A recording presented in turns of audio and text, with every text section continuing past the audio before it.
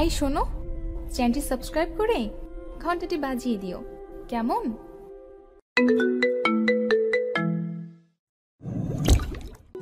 তোর আমার বয়সের ডিফারেন্স জানিস? বাচ্চা একটা মেয়ে। আমি বাচ্চা মেয়ে? 21 পেরিয়ে 22-এ পা দিয়েছি, আমাকে বাচ্চা মনে হয় আপনার? বাচ্চা নয় তো কি, মাত্র 22।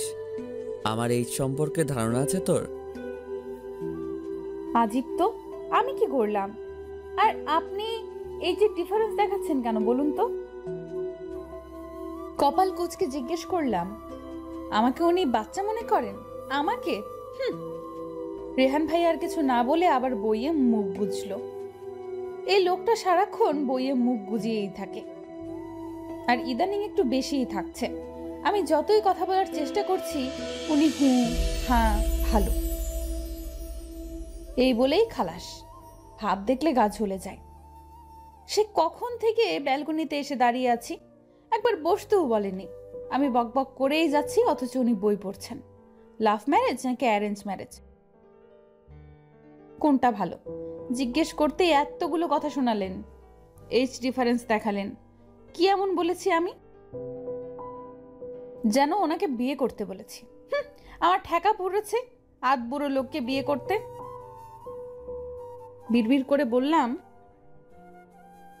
উফ, এই তুই একটু চুপ করে থাকতে জানিস না? সারাক্ষণ এত কথা বলিস কেন শুনি?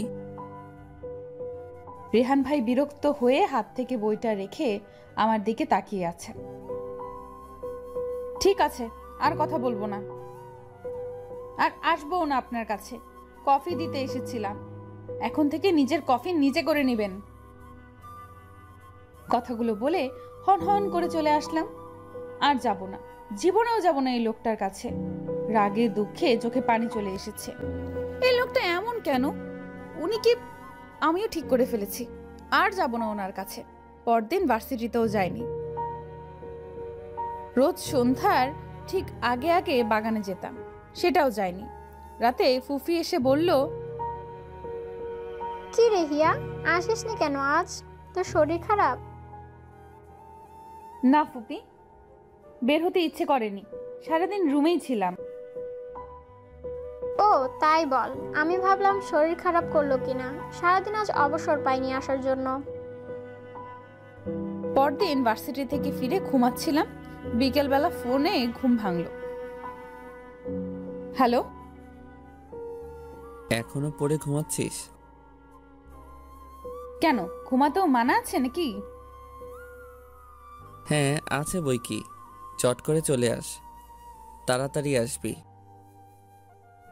বলেই রেহান ভাই ফোন রেখে দেন। রেহান ভাই আমার কাজিন, আমাদের বাড়ি একদম পাশাপাশি, বিশাল এরিয়ার পাশাপাশি দুটি বাড়ি। উনি একজন ভার্সিটির টিচার, তবে আমি ওনার ছাত্রী নই। মিজান আঙ্কেলের সাথে আমার একমাত্র ফুফির বিয়ে হয়। আব্বু আর মিজান আঙ্কেল দুজনেই একসাথে আর্মিতে ছিলেন। দুজনের খুব ভালো বন্ধুত্ব ছিল। মিজান আঙ্কেলের তেমন কেউই ছিল না। দাদু চেয়েছিলেন ওনার দুটো ছেলে মেয়ে ওনার কাছেই থাকুক। ওনার সব কিছু আব্বু আর ফুফির নামে লিখে দেন। মিজান আঙ্কেল প্রথমে আপত্তি করলেও দাদুর অনুরোধে রাজি হন। তারপর দাদু ফুফির নামে যে অংশ লিখে দিয়েছেন সেখানে একটা বাড়ি করে দিতে চান, কিন্তু মিজান আঙ্কেল সেটা করতে দেননি, নিজে বাড়ি করেছেন। মিজান আঙ্কেল অনেক ভালো মানুষ ছিলেন। ওনাদের দুটি সন্তান, রেহান ভাই আর মাহি আপু। রেহান ভাই দেশের বাইরে পড়াশোনা করছেন। আঙ্কেল যখন মারা যান তখন রেহান ভাই এসেছিলেন। মাস দুয়েক দেশে থেকে উনি আবার চলে গেছেন। তখন আমি ক্লাস 7-এ পড়তাম। এর মধ্যে বেশ কিছু বছর পেরিয়ে গেছে।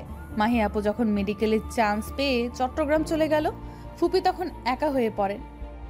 যদিও আমরা ছিলাম, আমি ফুফির কাছেই বেশি থাকতাম, আর সারা দিন সবাই এ বাসা ও বাসা আসা যাওয়া হতো। দুটো বাড়ি যে আলাদা কখনো মনেই হয়নি। কিন্তু একটা সময় ফুফি অসুস্থ হয়ে বিছানায় পড়েন।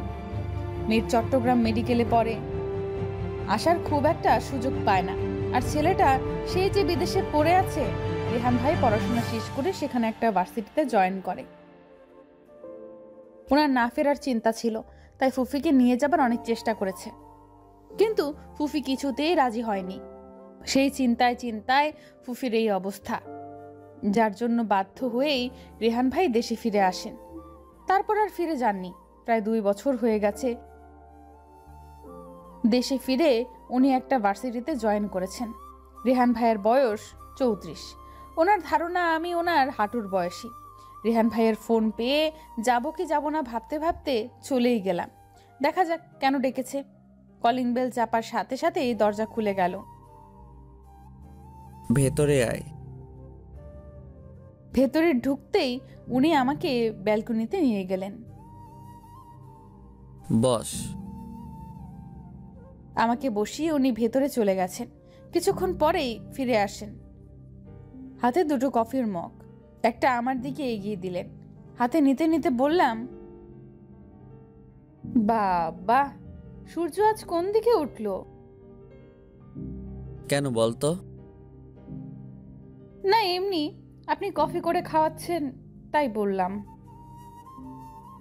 কেন, আমি কি কফি করে খাওয়াতে পারি না? প্রতিদিন তো তুই কফি করে আমাকে খাওয়াস, আজ না হয় আমি করলাম। বলেই একটু মুচকি হাসলো। ইস, এই লোকটা এভাবে কেন হাসে? এই হাসিটা, থুর, আমার কি? সবই বুঝলাম, কিন্তু ঘটা করে ডেকে আনা হয়েছে কেন? কফির জন্য? শুধু কফির জন্য বললে ভুল হবে। শুদ্ধটা কি শুনি? দাঁড়া, কফিটা শেষ করে নেই। কফি শেষ করে উনি আবার রুমে গেলেন। দেখ কি এনেছি। ওনার হাতের দিকে তাকিয়ে আমি খুশিতে লাফিয়ে উঠলাম। ইস, কত সুন্দর! রেহান ভাইয়ের হাতে একটা পিঞ্জিরায় 2টো ধবধবে সাদা খরগোশের বাচ্চা। কি যে সুন্দর! আমি হাতে নিলাম। কি সফট সফট! তোর পছন্দ হয়েছে? হয়েছে মানে খুব হয়েছে। নিয়ে যা। আমার জন্য? দেখে ভালো লাগলো তাই নিয়ে আসলাম। তোর ভালো লেগেছে যখন তুই নিয়ে যা। আমার এখানে দেখাশোনা করা প্রবলেম, আম্মু এসব করতে পারবে না। আর আমার সময় কই? আমি খরগোশগুলোকে নিয়ে বাগানে ছেড়ে দিলাম।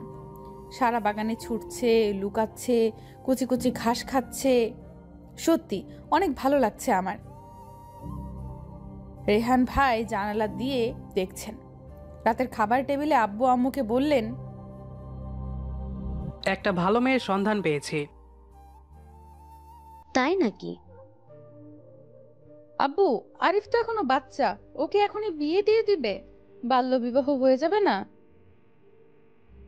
আরিফ আমার দিকে তাকিয়ে কটমট করছে।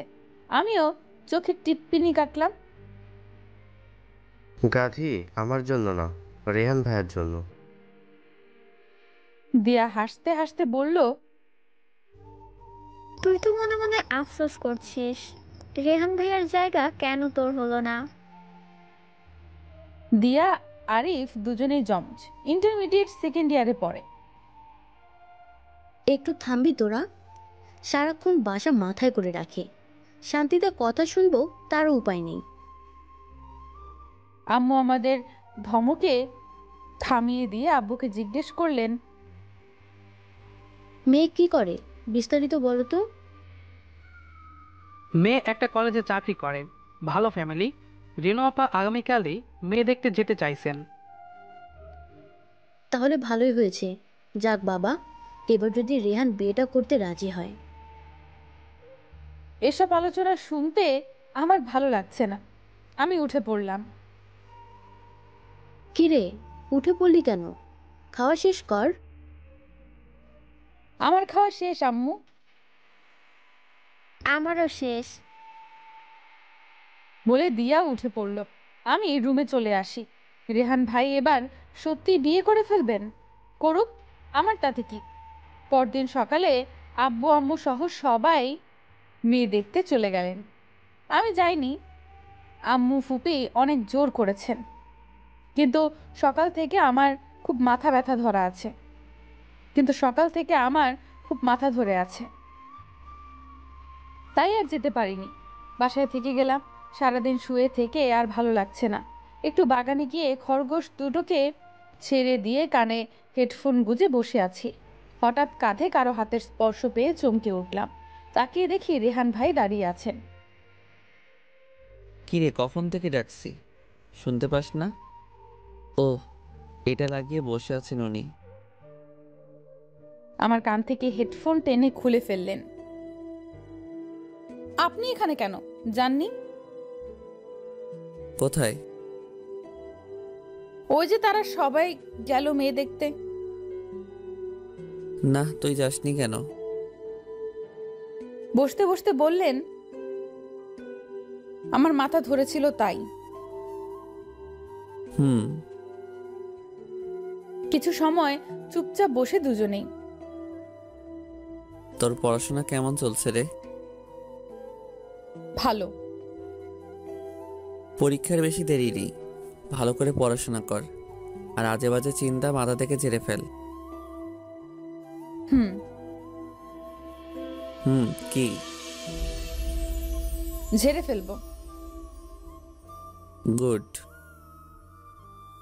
রেহান ভাই আর কিছু না বলে কিছু সময় চুপচাপ বসে থেকে চলে যাচ্ছেন। কিছু দূর যাবার পর থেমে গেলেন। আমি একটা খরগোশ কোলে নিয়ে ঘাস খাওয়াচ্ছিলাম। ইয়া। রেহান ভাইয়ের ডাক শুনে সামনে তাকালাম। খরগোশ দুটো তোর জন্য এনেছিলাম। বলেই বাসার ভেতরে চলে গেলেন। রেহান ভাইয়ের জন্য মেয়ে দেখে সবাই খুশি মনে ফিরে আসলো। মেয়ে সবার পছন্দ হয়েছে। আগামীকাল মেয়ের বাড়ি থেকে লোক আসবে। আম্মু ফুপিকে দেখলাম এসে ব্যস্ত হয়ে পড়েছে। কি কি আয়োজন হবে তার লিস্ট তৈরি করছে। দিয়া আরিফ মেয়ের ছবি নিয়ে গবেষণা করছে। আপু, মেয়ের ছবি দেখবি না? আমার দেখতে ইচ্ছে করছে না, আবার আগ্রহ। ভদ্রতার খাতিরে না হয় দেখলামই। সুন্দর না? ছবি দেখার সময় বুঝলাম রেহান ভাই এসেছে। ওনাকে শুনিয়েই বললাম, বাহ, খুব সুন্দর তো, খুব মানাবে। রেহান ভাইয়া কিছু বলল না। আরিফকে ইশারা করতেই আরিফ উঠে চলে গেল ওনার সাথে। দিয়া আবারও ছবি দেখায় মনোযোগ দিয়ে বলল, আপু দেখ এই ছবিটা। ধুর, তুই দেখ। বলেই আমি উঠে চলে গেলাম।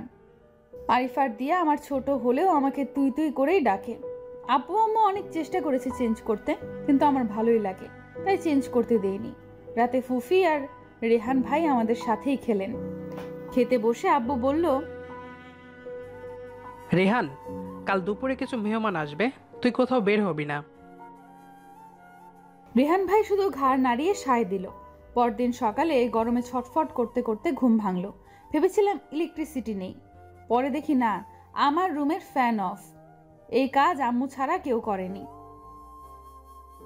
আমাকে ঘুম থেকে তোলার এই টেকনিক আম্মুর ভালো জানা আছে, কিন্তু এত সকাল সকাল কেন? উঠে বসলাম, কিন্তু চোখ খুলতে পারছি না। ফ্যানের সুইচটা দিয়ে আবার শুয়ে পড়লাম। আম্মু, আম্মু, দেখে যাও। চিল্লানি শুনে ধরফর করে উঠে বসলাম। ভাবলাম কি বিপদ হলো। তাকিয়ে দেখি বিপদ আমার সামনে। কি হয়েছে, কি হয়েছে? সারের মতো চেঁচাচ্ছিস কেন? এর মধ্যে আম্মুও হাজির। আম্মু দেখো, আপু ফ্যান অন করে আবার ঘুমাচ্ছে। 7টা বাজে, আরো ঘুম বাকি আছে? সারা রাত ঘুমাসনি? ঘুমাবি কি করে? আজ থেকে তোর মোবাইল আর ল্যাপটপ আমার কাছে জমা দিয়ে ঘুমাতে আসবি। আমি খেটে মরি আর ওনার ঘুমাতে ঘুমাতে ক্লান্ত। সারা বছর ঘুমিয়ে। শুরু হয়ে গেছে আমার আম্মুর রেকর্ডিং, সেই একই কাহিনী। আচ্ছা আচ্ছা, ঠিক আছে, এখন বলো আজ এত সকাল সকাল তুললে কেন? আজ যে গেস্ট আসবে খবর আছে তোর? তো আমি কি করব? তুই কি করবি মানে? আমি কি করব মানে? ওনারা জামাই দেখতে আসবে, কোণে দেখতে আসলে বুঝতাম, সকাল সকাল উঠে রূপচর্চায় লেগে পড়তাম। দেখ হিয়া, সকাল সকাল মেজাজ খারাপ করবি না আমার। এতগুলো মানুষের রান্না করা বাকি, কখন শেষ করবো আল্লাহ জানে। আর এইসব কোচগাছ কি করবে? তোর ফুপিকে দিয়ে করাবি? ফুফি কেন করবে? মানুষ তো আছেই, তারা করুক, আমি ঘুমাবো, যেতে পারবো না। আম্মু আমার দিকে যে দৃষ্টিতে তাকালেন। আচ্ছা বলো কি করতে হবে। আম্মু সব কাজ বুঝিয়ে দিলেন। আমি আর দিয়া সুমি আপাকে নিয়ে ড্রয়িং রুম সহ সারা বাড়ি সব গোছগাছ করব। সুমি বয়সে দিয়ার কাছাকাছি প্রায়, আমাদের বাড়িতে থাকে। মা জননীর কথা মতো কাজে লেগে পড়লাম। রেহান ভাইয়ের বিয়ে বলে কথা, আম্মু আর ফুপি কিচেন সামলাচ্ছে। প্রায় 12:30 বাজে। এমন সময় আব্বু কোথা থেকে এসে আম্মুকে আর ফুপিকে থাকলেন। আমি কিচেনের সামনে দিয়ে যাচ্ছিলাম, আমাকে দেখেই আম্মু ডাক দিলেন। এই হিয়া, একটু এদিকে আয়। হ্যাঁ বলো। তোর আব্বু ডাকছে, তুই একটু মাছটা উল্টে দিস, না হলে পুড়ে যাবে। আচ্ছা আমি দিচ্ছি, যাও তোমরা। আম্মু আর ফুফি চলে গেল।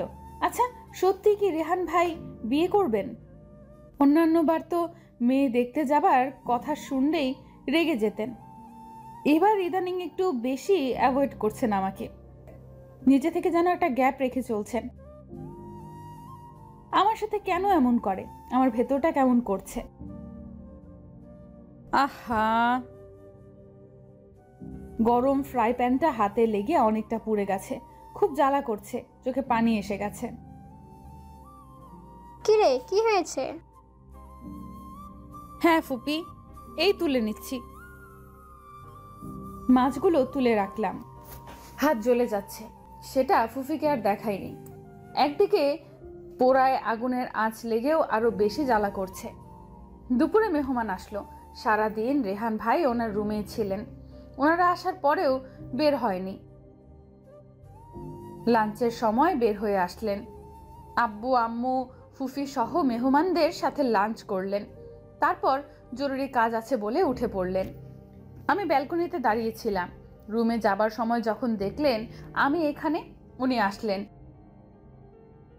এখানে কি করছিস? কিছু না। হাতে কি হয়েছে? আমার হাতটা একটু আড়ালেই ছিল। তেমন কিছু না, একটু পুড়ে গেছে। দেখি। বলেই টেনে আমার হাত ধরলেন। এটা তোর একটু মনে হচ্ছে? কিভাবে পড়লো? ফ্রাই প্যান লেগেছিল। আয় আমার সাথে। কোথায়? জাহান্নামে। কেন, যেতে আপত্তি আছে? এই লোকটা সোজা করে মনে হয় একটা কথাও বলতে শেখেনি।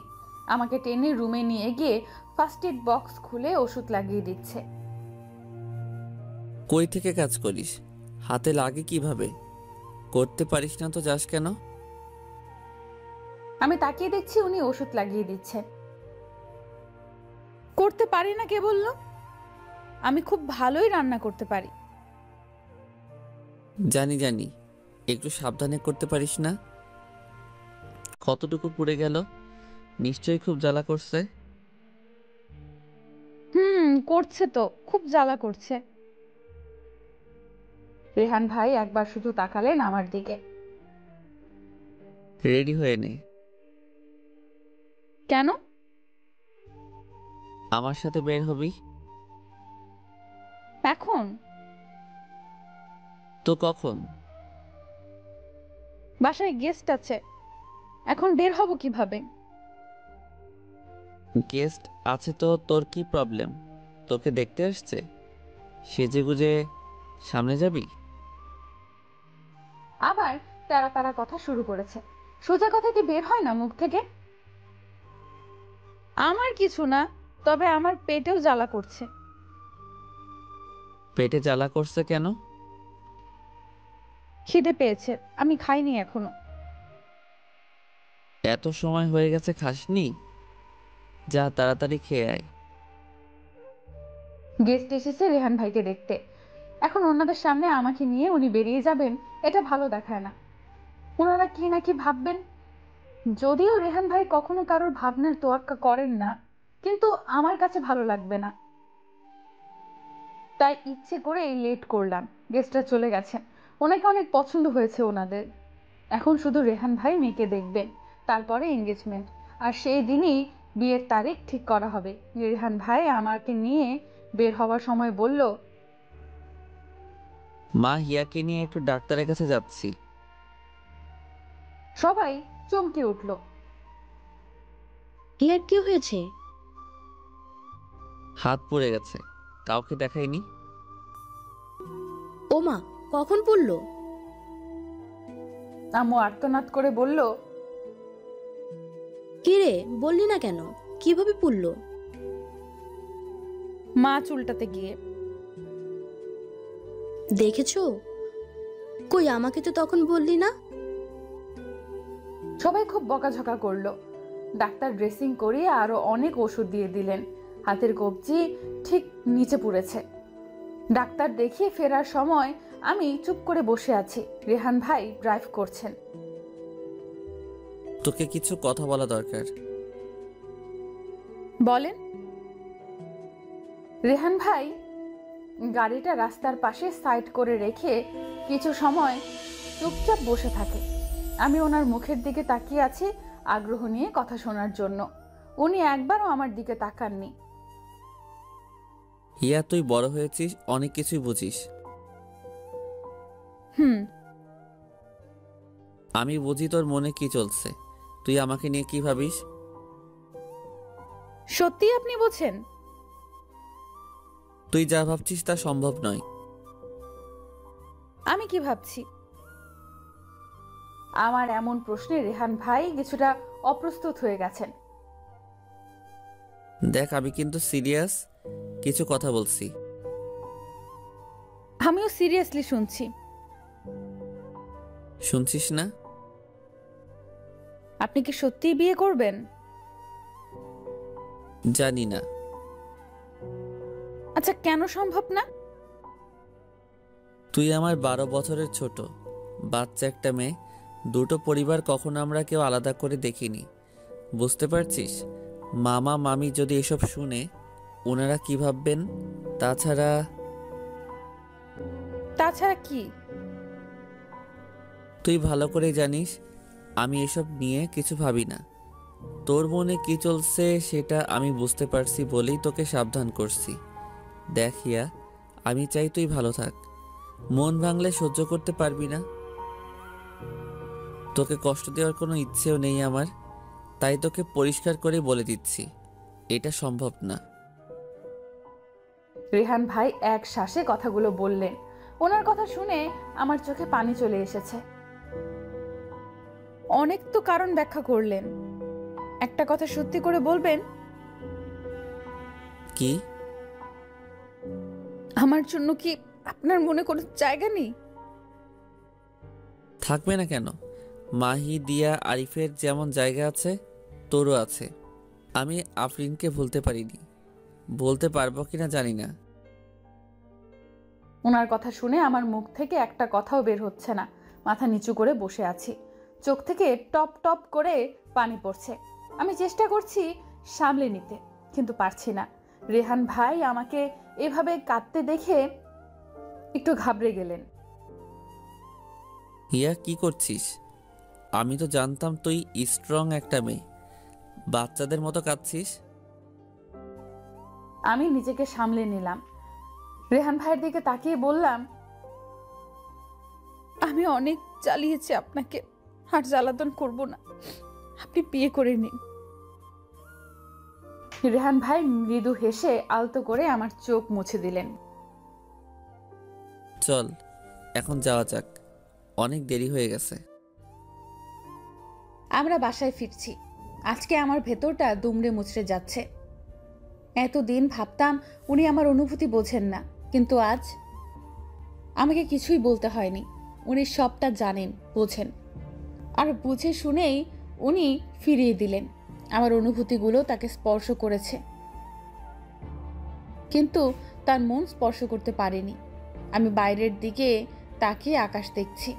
আকাশে মেঘ জমেছে, বৃষ্টি হবে বোধহয়। আমার মনেও মেঘ জমেছে, ঝড় উঠেছে, কিন্তু চোখের বৃষ্টি থেমে গেছে। দেখতে দেখতে 4-5 দিন কেটে গেছে। আমার হাতের অবস্থা অনেকটা ভালো। এই কয়দিন কোথাও বের হইনি। আজ নাকি রেহান ভাই ওই মেয়েটার সাথে দেখা করার কথা। সবাই খুব এক্সাইটেড, টান টান উত্তেজনা সবার মধ্যে। ঠিক যেন খেলার শেষ মুহূর্তে শেষ বলে একটা রান অথবা একটা উইকেট দরকার। রেহান ভাইয়ের বিয়েটা এখন এই পর্যায়ে এসে গেছে। এতদিনে কম মেয়ে দেখেনি, কিন্তু রেহান ভাই কাউকে দেখতেই যায়নি। সব আব্বু আম্মু আর ফুপি দেখেছে। আজ যখন রেহান ভাই দেখা করতে রাজি হয়েছে, তখন সবাই এক্সাইটেড থাকবে, সেটাই স্বাভাবিক। রেহান বিয়ে না করার পেছনে একটা কারণ আছে, সেটা সবাই জানে। কিন্তু এটা সবাই স্বাভাবিকভাবে নিলেও রেহান নিতে পারেনি, তাই বিয়ে করবে না বলে জিদ ধরে আছে। রেহান যখন বাহিরে ছিল তখন আফরিন নামে একটা মেয়ের সাথে পরিচয় ছিল। তারপর বন্ধুত্ব থেকে প্রেম, প্রায় 5 বছরের রিলেশন। রেহান বিয়ের প্রস্তুতি নিচ্ছিল। তার মা প্রথমে রাজি ছিলেন না, কারণ রেহান সেখানেই সেটেলড হবার চিন্তা করছিল। তারপর সবাই বোঝানোর পরে ছেলের কথা চিন্তা করে রাজি হলেন। রেহানের মা রাজি হবার পরে রেহান তার সিদ্ধান্ত চেঞ্জ করে, বিয়ে করে দেশে আসবে। এঙ্গেজমেন্টের আয়োজন হলো। রেহানের কিছু বন্ধু বান্ধব উপস্থিত হলো, কিন্তু আফরিন আসেনি। তার ফোন সুইচড অফ। অনেকবার ট্রাই করেও আফরিনের সাথে যোগাযোগ করা যায়নি। সবাই অপেক্ষা করে, যখন চলে যাবে তখন আফরিন এলো। এঙ্গেজমেন্ট হলো। রেহান খুব এক্সাইটেড ছিল। বিয়ের শপিং শুরু করে দিল। সেখানে একা, পরিবারের কেউ নেই, তাই সব কিছু ওকে সামলাতে হবে। এঙ্গেজমেন্টের 8-10 দিন পরে হঠাৎ একদিন আফরিন এসে উপস্থিত, তাও প্রায় রাত 11টায়। আরে রিন, তুমি এই সময় এখানে? রেহান, তোমার সাথে জরুরি কিছু কথা বলতে এসেছি, ভেতরে আসতে বলবে না? অফকোর্স, এসো, ভেতরে এসো। কি এমন কথা? সন্ধ্যায় তো দেখা হলো, তখন তো কিছু বললে না। অনেক ভাবলাম কি করা উচিত, আমি বুঝতে পারছিলাম না। এখন আমি মাইন্ড স্থির করে ফেলেছি। কি ব্যাপারে রিন? তুমি কি নিয়ে কথা বলতে চাইছো আমি বুঝতে পারছি না। তুমি কি সত্যিই বিয়ের পরে দেশে ফিরে যেতে চাও? রিন, এটা নিয়ে আমরা আগেই কথা বলেছি, তাই না? আমার আম্মু একা সেখানে, উনি কিছুতেই এখানে আসতে রাজি হচ্ছেন না। মাহির বিয়ে হয়ে গেলে উনি একদম একা হয়ে পড়বেন। উনি আমাদের বিয়েতে মত দিয়েছেন। এখন ছেলে হিসেবে আমার দায়িত্ব পালন করব না? ওকে, তাহলে আজ ফাইনাল ডিসিশন হোক। এঙ্গেজমেন্ট হয়ে গেছে, এখন আর কি ডিসিশন বাকি? বিয়ে তো হয়ে যায়নি। কি বলতে চাইছো রিন? রেহান, কাম অন, বিয়ে ছোটখাটো কোনো বিষয় না, সারা জীবনের ব্যাপার। আমি যদি হ্যাপি নাই থাকতে পারলাম, সেই বিয়ের কোনো মানে আছে? তুমি আমার সাথে happy now? Of course happy, but তুমি জানো আমি সেই ছোট্টবেলা থেকে এখানে, আমার পুরো পরিবার এখানে। ইনফ্যাক্ট দেশে আমাদের খুব কম আত্মীয় স্বজনই আছে। এখন আমি তোমার সাথে দেশে ফিরে কমফোর্ট ফিল করব? আমি এখানে অভ্যস্ত, তুমিও বলেছিলে এখানেই থাকবে, কিন্তু এখন চাইছো ফিরে যেতে। আমার দিকটা কি তোমার ইম্পর্টেন্ট মনে হচ্ছে না? মনে হচ্ছে তোমার দিকটাও আমার দিকটাও। এখানে আমি এত ভালো একটা জব করি, সেটাও ছাড়তে হবে, ফ্যামিলি ছেড়ে যেতে হবে। Rehan please try to understand, আমি এখানেই থাকতে চাই।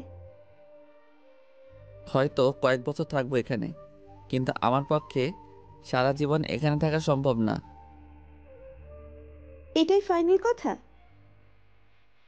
হ্যাঁ, এবার তুমি ঠিক করো তুমি কি করবে। এমন তো নয় তুমি দেশে গেলে আর পরিবারের সাথে দেখা করতে পারবে না, যখন ইচ্ছা আসতে পারবে। সরি রেহান, আমার পক্ষে দেশে থাকা সম্ভব না। ও, তাহলে তো তুমি সিদ্ধান্ত নিয়ে ফেলেছ। তুমি এর সমাধান দিতে পারো। তুমি এখানে থেকে গেলে সব সমস্যার সমাধান হয়ে যায়। প্লিজ রিহান। আসলেই আমি সমাধান দিব। এঙ্গেজমেন্ট রিং খুলে আফরিনের হাতে দিয়ে বলল, এই নাও। তুমি এঙ্গেজমেন্ট ভেঙে দিচ্ছ? বড় বড় চোখ করে আফরিন চেঁচিয়ে জিজ্ঞেস করলো, ভেঙে দিচ্ছি না, সমাধান দিচ্ছি। তোমার সিদ্ধান্তে বহাল থাকলে এই রিং নিয়ে চলে যাও। আর যদি মনে করো তুমি আমার সাথেই থাকবে যে কোনো পরিস্থিতিতে, তাহলে ফিরে এসো, আমি অপেক্ষা করব। এত বছরের রিলেশন ভেঙে দিবে? আমি ভাঙতে চাইছি না রিন, তুমি চাইছো। এখন সিদ্ধান্ত তোমার। রিন কিছু অনেক সময় মাথা নিচু করে দুই হাতে মুখ ঢেকে বসে থাকে, তারপর উঠে বলল, ঠিক আছে রেহান, সারা জীবন অশান্তি করার চেয়ে সাময়িক কষ্ট সহ্য করাই আমার কাছে বেটার মনে হচ্ছে। আফরিন নিজের হাতে রিংটা খুলে রেহানের হাতে দিল। ভালো থেকো রেহান। আফরিন চলে যায়। রিহান তাকে ফেরায়নি। রেহান ভেবেছিল কিছুদিন পরে নিজের ভুল বুঝতে পেরে রিং ঠিক ফিরে আসবে, কিন্তু রেহানকে ভুল প্রমাণ করে 2 মাসের মাথায় আফরিন বিয়ে করে ফেলে। রেহান ভাবতেই পারেনি 5 বছরের রিলেশন এভাবে শেষ করে দিল। আর আফরিন সত্যি বিয়ে করে ফেলবে এটা চিন্তাও করেনি। অভিমানে যোগাযোগ করেনি ঠিক, কিন্তু সারাক্ষণ আফরিনের কথাই ভেবেছে। এই ঘটনার পরে রেহান খুব আপসেট হয়ে যায়। দিন দিন আরো খারাপ হতে থাকে রেহানের অবস্থা। ওর মা তখন চিন্তায় চিন্তায় অসুস্থ হয়ে পড়ে, আর রেহানও বাধ্য হয়ে ফিরে আসে মায়ের জন্য। কিন্তু বিয়েটা আর করেনি। রেহান ভাই মেয়েটার সাথে দেখা করতে গিয়েছেন বিকেলবেলা। সন্ধ্যায় দেখি আব্বু ফুপি আম্মু মুখ কালো করে বসে আছেন। তোমার ছেলের বিয়ের আশা এই জন্মের মতো ছেড়ে দাও। আমি আর কোনো মেয়ে দেখব না ওর জন্য। রেহানের কি দোষ? মেয়েই তো রাজি হয়নি, তার নাকি বিয়েতে মত নেই। আম্মুর কথা শুনে ফুপি তেলে বেগুনে জ্বলে উঠলেন। মেয়ে রাজি হয়নি? মেয়ের রেহানকে পছন্দ হয়নি এটাও আমাকে বিশ্বাস করতে বলো? আমার ছেলেকে চিনো না, এর পিছনে সব কলকাঠি নেড়েছে সে, আমি সব বুঝতে পারছি। যাহ বাবা, এই বিয়ে এত কৌশলে ভেঙে দিল। অবশ্য তাতে আমি কিছুটা খুশি হইনি বললে মিথ্যা বলা হবে। রাতে সবাই যার যার রুমে চলে গেছে ঘুমাতে। আরিফের রুমে যাচ্ছিলাম একটা কাজে। আরিফের রুমে আব্বু আম্মুর রুমের সামনে দিয়ে যেতে হয়। হঠাৎ কানে আসলো আমাকে নিয়ে কথা হচ্ছে। রেহান ভাইয়ের নামও শুনতে পেলাম। কি কথা হচ্ছে শোনার জন্য আর একটু এগিয়ে দরজার কাছে গেলাম। দরজা সামান্য খোলা ছিল, কথাগুলো স্পষ্টই শুনতে পেলাম। রেহান কি হিয়াকে পছন্দ করে? আব্বু আম্মুকে জিজ্ঞেস করলেন। এখন তো কিছু মনে হয় না, তবে রেনু আপা হিয়াকে খুব পছন্দ করেন। উনি চেয়েছিলেন রেহান হিয়াকে বিয়ে করুক, কিন্তু এই ছেলের যা মতিগতি। কই, আপা তো আমাকে কখনো কিছু বলেনি। বলার মতো কিছু থাকলে তো বলবে। রেহান বিয়ে করতেই রাজি না। এখন যদি হিয়ার সাথে বিয়ের কথা হয় আর রেহান রাজি না হয়, তখন কি একটা বিশ্রী অবস্থা হবে। আপা হিয়াকে নিজের মেয়ে থেকে কম দেখে না কোনোদিন। হিয়াকে এমন একটা বিশ্রী পরিস্থিতিতে ফেলতে চান না। এটাও ঠিক। আব্বু গম্ভীরভাবে বললেন। তবে আব্বু বললেন, তবে কি? রেহানের মনে কি আছে জানি না, তবে তোমার মেয়ের মনে কি আছে জানি। হিয়ার মনে কি আছে? হিয়া কি? হিয়া রেহানকে পছন্দ করে। তাই নাকি? তোমাকে বলেছে কিছু? ধুর, আমাকে বলবে? মায়ের চোখ ফাঁকি দিয়ে এত সহজ না, রেনু আপাও জানেন। বাহ, তুমিও জানো, আপাও জানে, শুধু আমি জানি না। আরে সব সময় সব কিছু জানতে হয় না, সময় সময়ে জানলেই চলবে তোমার। হ্যাঁ, আমি তো গাধার খাটুনি খেটে মরি, এসব জেনে কি হবে? বাজে বকো না তো। আপা এবার খুব ক্ষেপে আছেন রেহানের উপর। সেটাই তো স্বাভাবিক, একটার পর একটা বিয়ের সম্বন্ধ ভেঙে দিচ্ছে। কি যে চাই আল্লাহই ভালো জানেন। রেহান যাই চাক, হিয়া বড় হয়েছে, সামনে অনার্স ফাইনাল দিবে। এবার কিন্তু আমাদের ভাবা উচিত ভালো ছেলের খোঁজ করে। ঠিক বলেছ। লাইট অফ করে দাও তো, ঘুম পাচ্ছে। আমি সরে আসলাম। আরিফের রুমে আর যাইনি, সোজা নিজের রুমে চলে আসি। যে যাই ভাবো, রেহান ভাইয়ের মনে আমি নেই, এটাই সত্যি। আমার খারাপ লাগলেও এটা সত্যি, আমার কষ্ট লাগলেও এটাই সত্যি। ওনার মনে এখনো অন্য কেউ আছে। বিকেলবেলা বাগানে গেলাম। খরগোশ দুটোর সাথে সময় কাটাতে বেশ ভালোই লাগে আমার। দোলনায় হালকা দোল খাচ্ছি আর খরগোশ দুটোর লুকোচুরি দেখছি। বাগানের অন্য পাশে দেখলাম রেহান ভাই ফোনে কথা বলছেন। ব্লু কালার টি শার্টে ওনাকে খুব বেশি হ্যান্ডসাম লাগছে। এই লোকটাকে দেখে ওনার বয়স অনুমান করা অসম্ভব। ভার্সিটির মেয়েদের ক্রাশ হবে না কেন? ওনার মতো ব্যক্তিত্ব, কথা বলার স্টাইল, অমায়িক হাসি, যে কোনো মেয়ের মন ছুঁয়ে যাবার মতো। আমাকে দেখতে পেয়ে ফোন রাখতে রাখতে আমার দিকে আসছেন। কিরে, কি করছিস? বসে পড়লেন আমার পাশে। কিছু না, বসে আছি। তোর খরগোশ দুটো কেমন আছে? ভালো আছে। বাহ, আরো সুন্দর হয়ে গেছে এই কদিনে। মন খারাপ? না তো। তো এইভাবে কথা বলছিস কেন? কিভাবে বলছি? রাগ আমার উপর? না তো, রাগ হবে কেন? তাহলে আগের মতো কথা বলছিস না কেন? কেমন করে যেন কথা বলছিস, আগের মতো বাসায় আসিসও না। আমি তো ঠিক করেই কথা বলছি, যেভাবে বলা উচিত। বলেছিলাম না জ্বালাতন করব, তাই করছি না। তাই বলে এভাবে? বেশি পাকামো করতে হবে না, আগের মতোই চলবেন। আপনার এই অদ্ভুত ব্যবহার সবার চোখে বাজবে, বুঝছিস? বুঝেছি। গুড। হঠাৎ দেখি আমাদের ব্যালকনিতে আম্মু আর ফুপি কথা বলছেন। দু একবার আমাদের দিকে তাকাচ্ছেন। গত রাতের কথা মনে পড়ে গেল। কি ভাবছেন ওনারা ভাবতেই তাই নর্মাল ব্যবহার করার চেষ্টা করলাম, কিন্তু ভেতরে একটা অস্বস্তি হচ্ছে আম্মু আর ফুপিকে একসাথে দেখার পর। উঠে যে চলে যাব সেটাও অশোভন দেখায়। আমাকে উদ্ধার করে দিয়ে আরিফ আর দিয়া হাজির। যাক বাবা, এবার পরিস্থিতিটা ঠিকঠাক লাগবে। চারজনে আজ সন্ধ্যায় আড্ডা চলল। ওই দিন রেহান ভাইয়ের কথাগুলো শোনার পরে তারপর আব্বু আম্মুর আলোচনা শুনে আমি যতই স্বাভাবিক থাকার চেষ্টা করছি, পারছি না।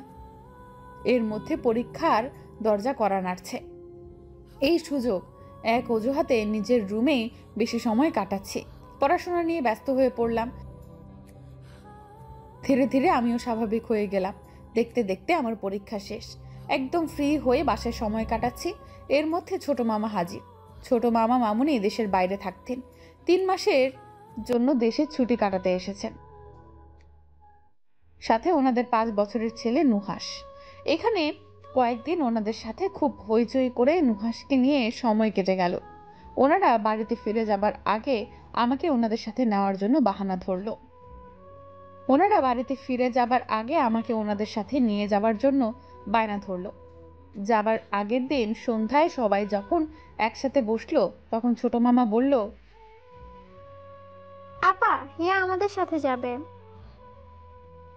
তোরা এতদিন পরে এসেছিস, কত জায়গায় ঘোরাঘুরি করবে, হিয়া গিয়ে কি করবে? মামুনি বলল, ওর তো পরীক্ষা শেষ, শুধু শুধু বাসায় বসে আছে। আমাদের সাথে গেলে ঘোরাঘুরি করবে, হিয়ার সময় কাটবে, আমাদেরও অনেক ভালো লাগবে। মামুনি আমাকে একটু বেশি আদর করেন, তাই উনি বায়না ধরেছেন। আমি কিছু জানি না, ওর আব্বুকে বলো। দুলাভাই, হিয়া কিন্তু যাচ্ছে আমাদের সাথে। ফুপি বলল, যাক না, সারাদিন তো বাসায় বসে থাকে, ঘুরে আসলে ভালো লাগবে। ফুপির সাথে মামুনি যোগ করলেন, হ্যাঁ, এখনই তো বেড়ানোর সময়, কয়দিন পর বিয়ে হয়ে গেলে তো হিয়াকে পাবো না। আমি সোফার হাতলের এক কোনায় বসে আছি। রেহান ভাই মুচকি মুচকি হাসছে মামির কথা শুনে। আব্বু বলল, আচ্ছা ঠিক আছে, কিছুদিন ঘুরে আসুক। ছোট মামুনির সাথে আমার খুব ভাব, ওনার সাথে যাব এতে আমিও খুবই খুশি। অনেকদিন পর নানু বাড়ি যাব। এদিকে আরিফ আর দিয়া গাল ফুলিয়ে আছে, ওরাও যেতে চাইছে, কিন্তু আব্বু না করার আগেই রেহান সাহেব ওনাদের নিষেধ করে দিয়েছে, কারণ ওনাদের পরীক্ষার পরে যাবার অনুমতি দেওয়া হবে, আর পরীক্ষা এখনো 2-3 মাস বাকি। এতেই দুজন ফুলে আছে। ওদের মন খারাপ দেখে আমারও খারাপ লাগছে, কিন্তু কিছু করার নেই, কারণ রেহান ভাই না করার পরে আর কেউ অনুমতি দিবে না। নানু বাড়িতে দিনগুলো খুব আনন্দে কাটালাম সবার সাথে। প্রায় 20-25 দিন থাকার পরে আব্বুর জরুরি তলবে বাসায় ফিরলাম। এসে দেখি এলাহি কাণ্ড। বাগান থেকে শুরু করে পুরো বাড়ির চিত্র যেন বদলে গেছে, সব পরিপাটি করে সাজানো হচ্ছে। বিষয়টা বুঝতে পারছি না। বাসায় ফেরার পর সবাই খুশি হলো, কিন্তু কেউ কিছু বলল না। দিয়া, বিষয়টা কি রে? কোন বিষয়? বাসার চেহারা বদলে গেছে, কিছু একটার গন্ধ পাচ্ছি। আছে আছে, সিক্রেট, বলা যাবে না। বলা যাবে না মানে কি হয়েছে বল? আহ, ধীরে বাবু ধীরে, এতদিন পরে এসে সাথে সাথেই জেনে যাবে। কথাগুলো শুনে পেছনে ফিরে দেখি মাহি আপু। মাহি আপু! দৌড়ে গিয়ে জড়িয়ে ধরলাম। তুমি কবে আসছো? তোকে বলবো কেন, খোঁজ নিয়েছিস এই কদিন? নানু বাড়ি গিয়ে একদম সবাইকে ভুলে গেছিস। ইসরে, আমার মোবাইলটা পানিতে পড়ে 8-10 দিন যাবৎ নষ্ট হয়ে গেছে। নতুন মোবাইল নেওয়ার জন্য আবার শহরে আসতে হবে। মামা আসতে নাই, মোবাইলও নিয়ে নাই, আবার উনি নতুন একটা গিফট করলেন। তোমার তো সব দিকেই লাভ। দিয়া মুখ গোমরা করে বলল, আপু বলো না কি হয়েছে। মাহি আপু শুধু হাসে, কিছু বলে না। আম্মুকে জিজ্ঞেস করলাম, আম্মু তুমি তো বলো। মাহি আপু আম্মুকে ইশারায় চুপ করিয়ে দিল। আমি কি বলবো, আমি কিছু জানি না, তোর বাবাকে গিয়ে জিজ্ঞেস কর। মাহি আপু বলল, যা ফ্রেশ হয়ে রেস্ট নে, সন্ধ্যায় আমাদের সাথে বের হবি। কোথায় যাব? ফুপি বলল, ও মা, সব শপিং করতে হবে না, আজকে জুয়েলারিগুলো নিয়ে নিব। কিসের শপিং? আরে কিসের জুয়েলারি? আমি তো কিছুই বুঝতে পারছি না। আম্মু আর ফুপি অন্য রুমে চলে গেছে ইতোমধ্যে। আরিফ রুমে ঢুকতে ঢুকতে বলল, বিয়ের। বিয়ের? কার বিয়ে? দিয়া আর মাহি আপু হাসছে। মাহি আপু কানে কানে বলল, তোকে মামা বাড়ি থেকে বিদায় করার ব্যবস্থা করছি। আমি আকাশ থেকে পড়লাম। কি? বলা নেই ক নেই, হুট করে বিয়ে বললেই হয়ে যাবে? মগের মুল্লুক নাকি? রাগে গড়গড় করতে করতে রুমে এসে হাতের মোবাইল ছুঁড়ে বিছানায় ফেললাম। দিয়া মাহি আপু পেছনে পেছনে আসলো।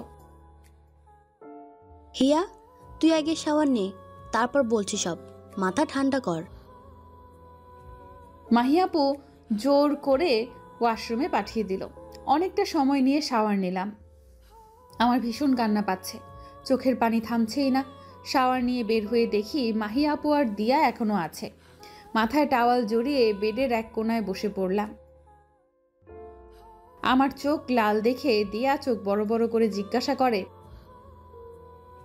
আপু তুই কান্না করছিস?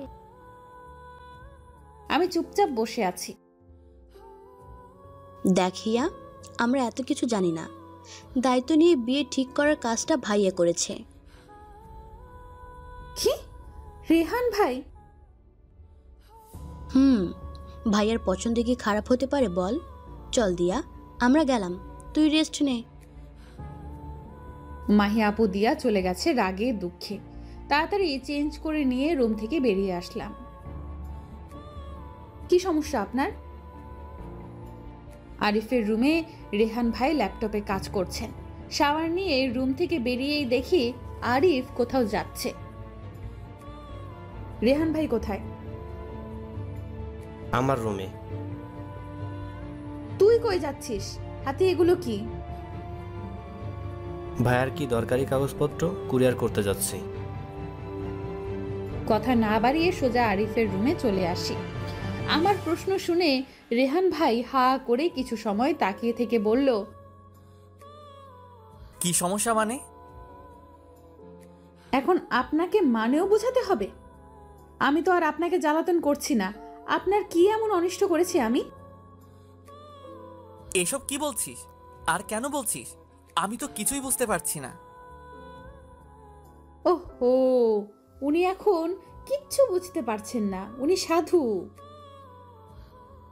দেখ, হেয়ালি করবি না, যা বলা সরাসরি বলবি। বিয়ে আপনি ঠিক করেছেন? হ্যাঁ করেছি, তো কি হয়েছে? কি হয়েছে মানে? আমার লাইফ, আমি কাকে বিয়ে করব না করব সেই সিদ্ধান্ত আমি নিব। আমাকে একবার জিজ্ঞাসা করার প্রয়োজন বোধ করেননি? আপনার সব সিদ্ধান্ত কেন আমার উপর চাপিয়ে দেবেন? রেহান ভাই কিছু সময় থ মেরে দাঁড়িয়ে থেকে ধপাস করে বসে আবার কাজ শুরু করলে। ওনার এই ভাবলেশীন ব্যবহার দেখে রাগে আমার গা জ্বলে যাচ্ছে। টান দিয়ে ল্যাপটপ সরিয়ে নিলাম। আরে কি করছিস? ল্যাপটপ সরিয়ে অন্য জায়গায় রেখে বললাম, আগে আমার প্রশ্নের উত্তর দিন। কি উত্তর দিব বল, প্রশ্ন কর। আপনার প্রবলেমটা কি জানেন? না তো, কি প্রবলেম বল তো। আপনার ইগো, আর আপনার সাথে একটা স্বৈরাচারী মনোভাব। আর আপনার মাঝে একটা স্বৈরাচারী মনোভাব। আপনার সিদ্ধান্ত অন্যের উপর চাপিয়ে দিতে চান সব সময়। তাই? জি, একদমই তাই। কে বলেছে আপনাকে আমার বিয়ে ঠিক করতে? তোকে বাড়ি থেকে তাড়াতাড়ি বিদায় করার জন্য বিয়ে ঠিক করা হয়েছে। উত্তর পেয়েছিস, হ্যাপি। এখন ল্যাপটপ দে। আমার চোখ দিয়ে টপ টপ করে পানি পড়ছে। রেহান ভাই একটু থমকে গেলেন। আমাকে পুতুল মনে হয় আপনার? কি সব বলছিস? তোকে পুতুল মনে করব কেন? আপনি আমাকে পুতুলই মনে করেন, না হলে আমারও মন বলে কিছু আছে সেটা বুঝতে পারতেন। আমার অনুভূতির কোনো মূল্য আপনার কাছে নেই সেটা জানতাম, কিন্তু আমার ভালো লাগা মন্দ লাগা এসবের ভাবনাও নেই। ও আচ্ছা, ছেলে তোর পছন্দ না হলে বিয়ে ভেঙে দেই?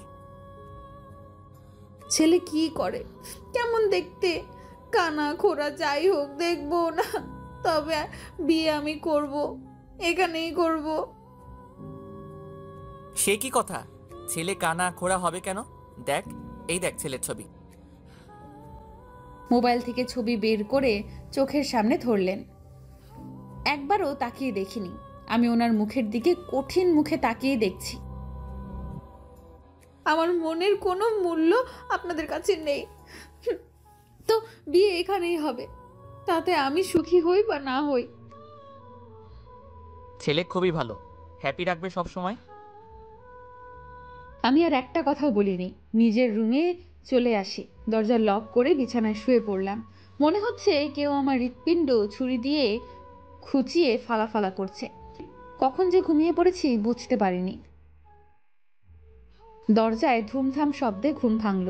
দরজা খুলে দেখি দিয়া মেজাজ খারাপ হয়ে গেছে। তোর আর কোনো কাজ নেই? আমি একটু ঘুমালে তোর কি অশুদ্ধ হয়ে যায় শুনি? সহ্য হয় না? এত মেজাজ দেখাচ্ছিস কেন? আম্মু ডাকছে, গেস্ট আসছে। কিসের গেস্ট? আরে ছেলেপক্ষের তারা বিয়ের জন্য যে রিসোর্ট বুকিং দিয়েছিল সেখানে একটা অ্যাক্সিডেন্ট হয়ে গেছে, পুলিশ ব্লক করে দিয়েছে। ওনারা হোটেলে উঠতে চেয়েছিল, কিন্তু আব্বু ফুপ্পি তারা ওনাদের জোর করে বাসায় নিয়ে আসছে। বাসায় নিয়ে আসছে মানে? আব্বু বলছে দুটো বাড়িতে এতগুলো রুম খালি পড়ে থাকে, গেস্ট কেন হোটেলে থাকবে?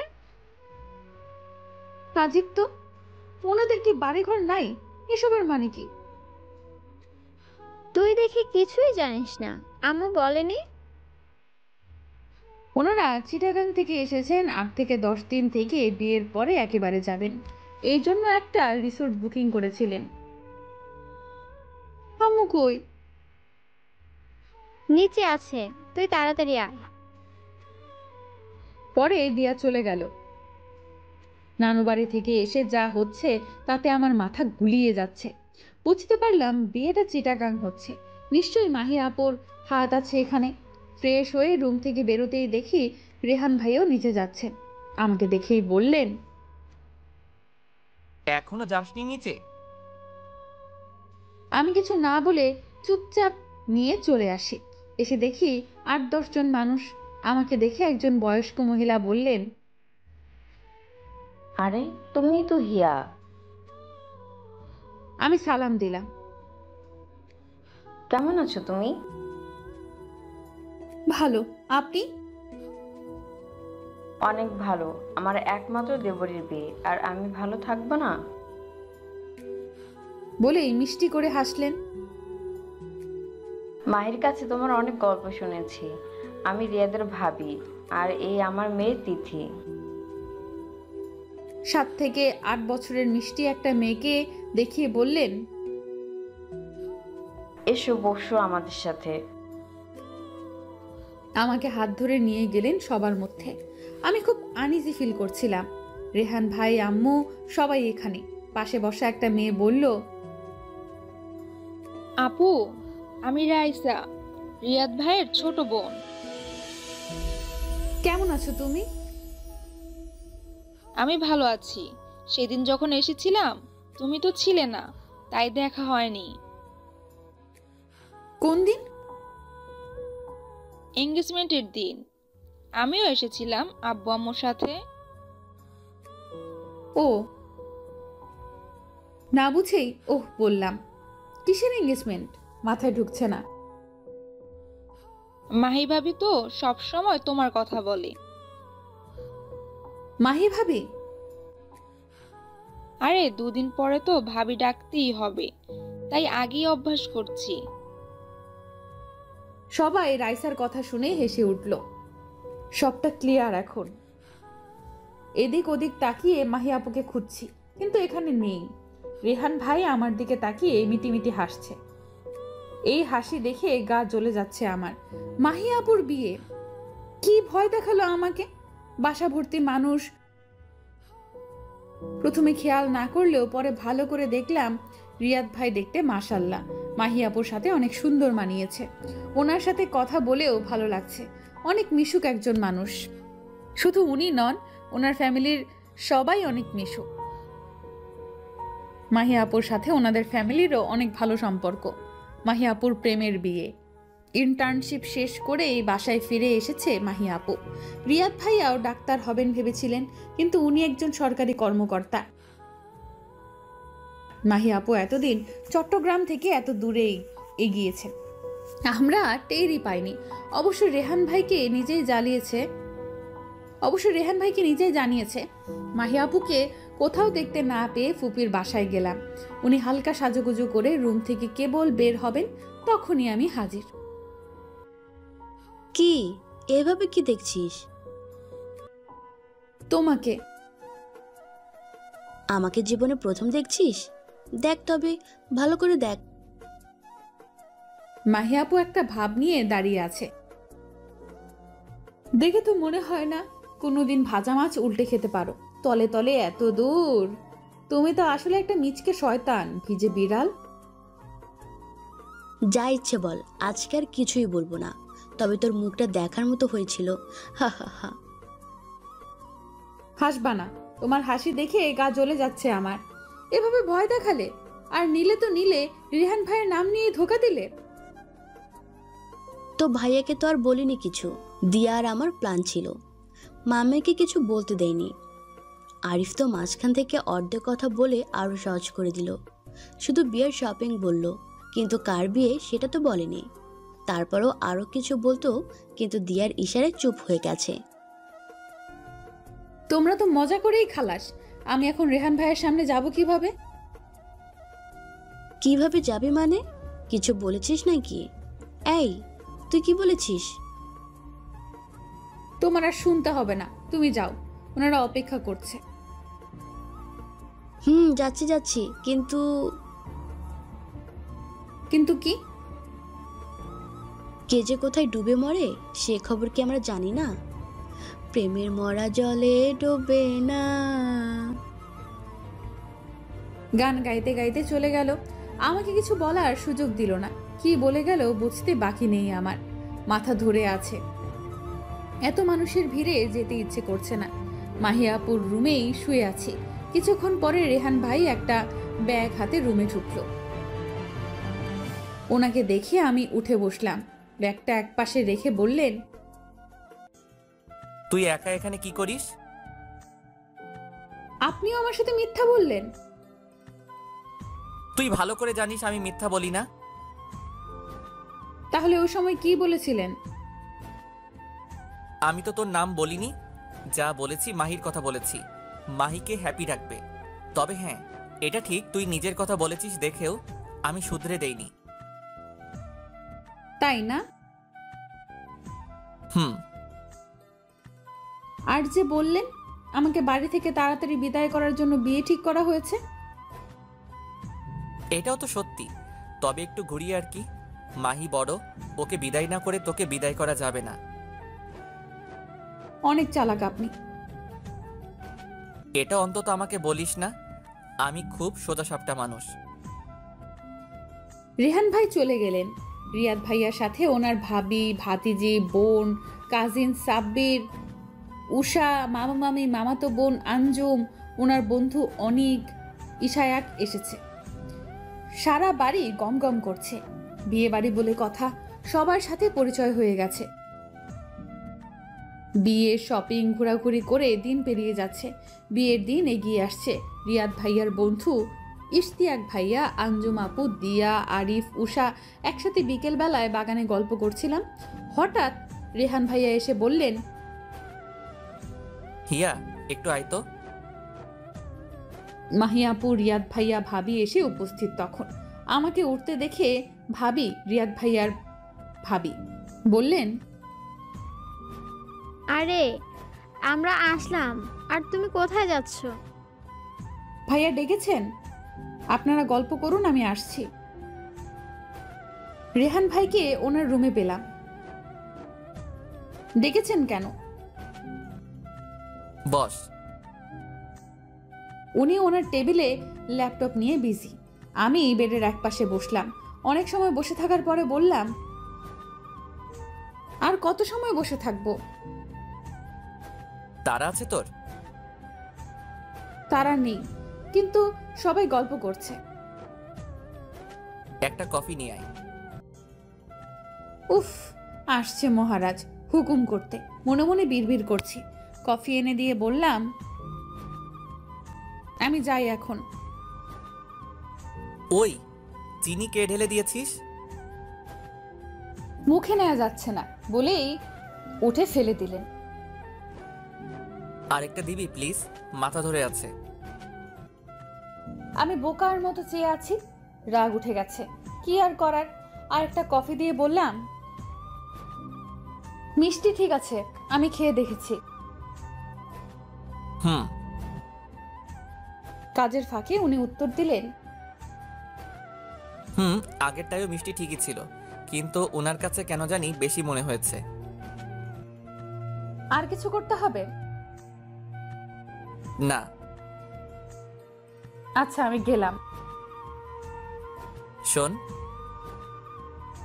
জি। রিয়াদের সাথে মাহির বিয়ে হচ্ছে। ওনারা আমাদের গেস্ট, কিন্তু রিয়াদের বন্ধুদের কাছ থেকে দূরে থাকবি।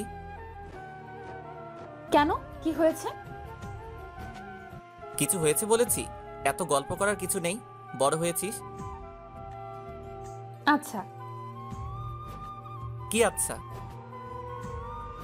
বড় হয়েছি। মাকে হেল্প করো, এখন ওখানে যাবার দরকার নেই। আচ্ছা। কেমন লাগে? সবাই গল্প করছে আর আমি বাসায় কিচেনে পড়ে আছি।